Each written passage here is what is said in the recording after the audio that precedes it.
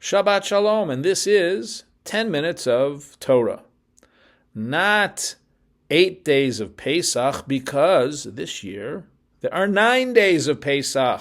I'll explain in a moment.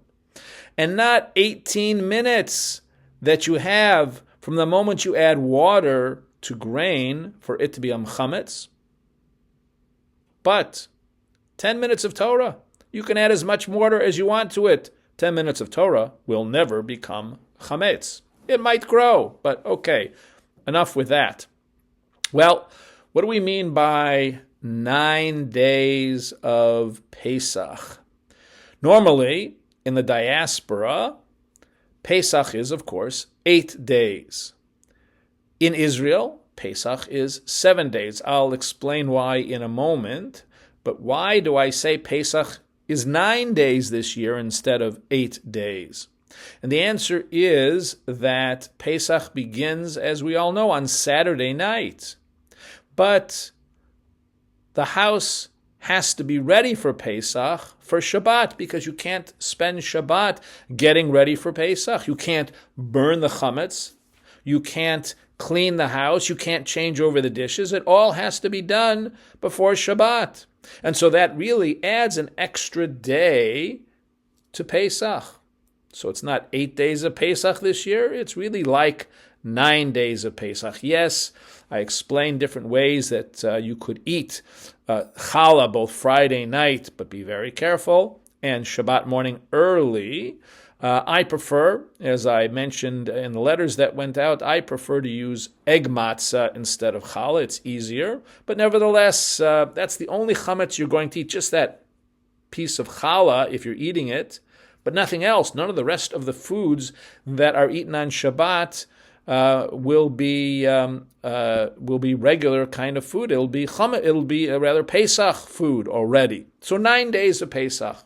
Now what about that 18 minutes? Well, there are 5 grains that are forbidden to us on Pesach if they're chametz.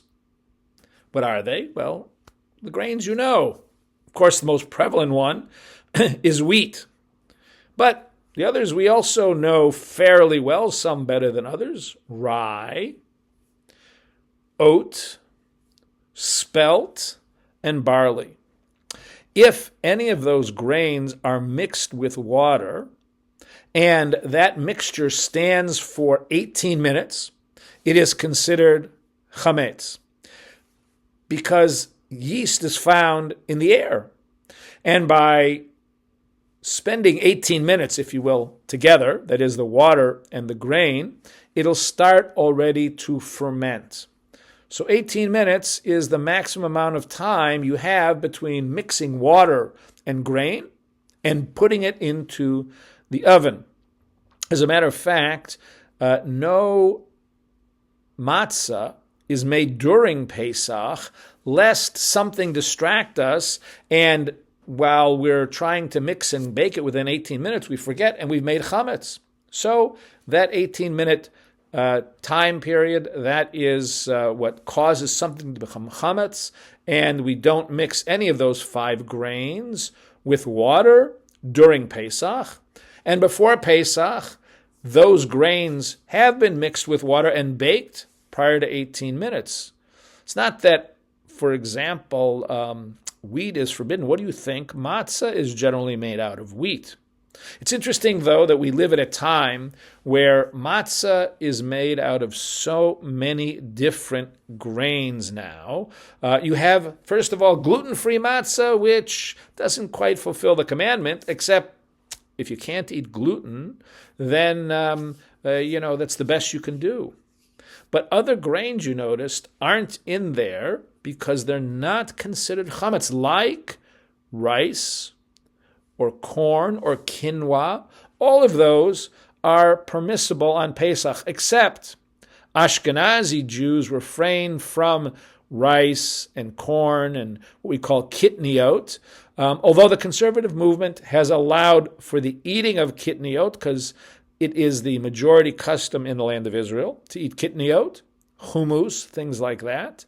And, of course, Sephardic Jews eat kitniot. Now, by the way, not all Sephardic Jews eat all kitniot, but that's a discussion for another time. So what do we have? We have a longer than usual Pesach, and we also have the fact that during that time, those 18 minutes, we won't have mixed flour and water to make something that is chametz. Now, this week's parasha, this week's Torah portion, actually is a good introduction to Pesach. We're beginning this week the book of Vayikra, of Leviticus.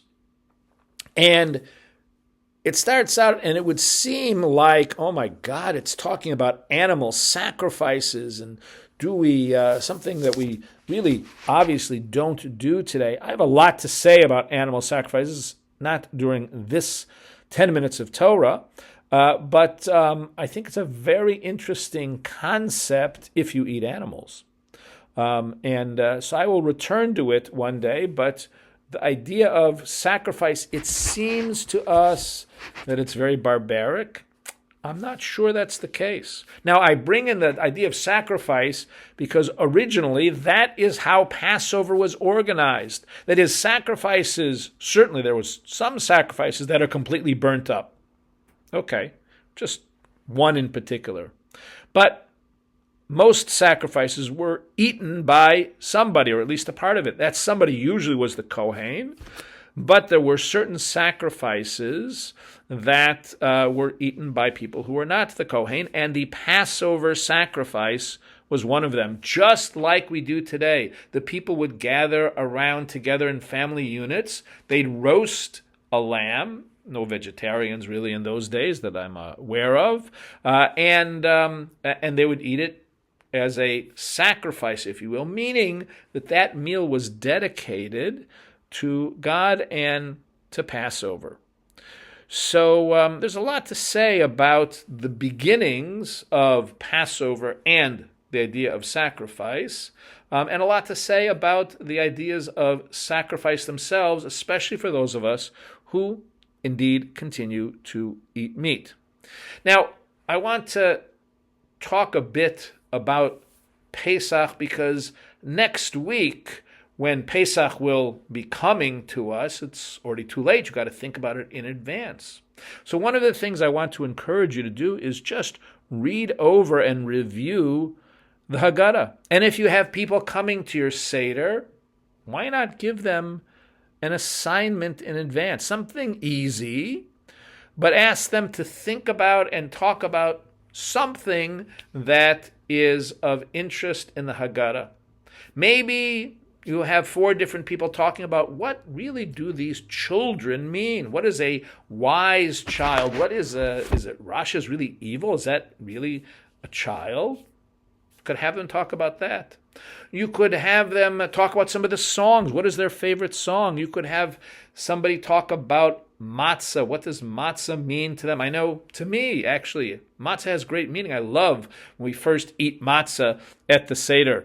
I actually, some of my first bites are with gefilte fish. So you got the gefilte fish dribbling and the matzah, and you know what? It's delicious.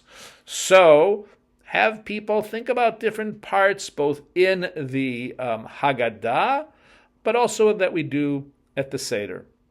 And I myself would like to leave you for Pesach with something else to think about in this context, and that is how rich it is for us, how wonderful, how deep it is for us as a people to have Pesach really as our foundational holiday. Our most important holidays, of course, are Rosh Hashanah and Yom Kippur, but they're not about the foundation of the Jewish people. And the other major holidays that we have, they're important. Sukkot, mostly, I think, centering on the harvest. Shavuot, also harvest and the giving of the Torah. But Pesach, that's really our foundation story about being slaves in Egypt and God freeing us. And if I were to choose something that could be meaningful, what would propel us to observe Judaism? It would be the story of Pesach.